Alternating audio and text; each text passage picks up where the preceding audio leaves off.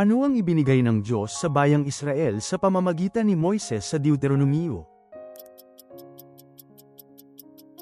Kautusan. Ano ang layunin ng Diyos sa pagpapasagana ng lahat ng biyaya sa inyo, upang sa tuwina, sa lahat ng bagay, kayo'y sumagana sa ano?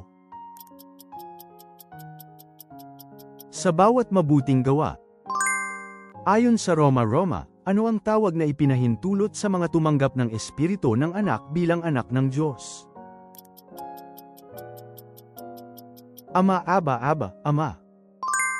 Ayon sa Efeso 4, ano ang dapat ninyong isuot, na nilikha ayon sa Diyos sa katwiran at kabanalan ng katotohanan? Ang bagong tao. Ano ang sukat ng malaking kawa, dagat-dagatan, sa harap ng templo?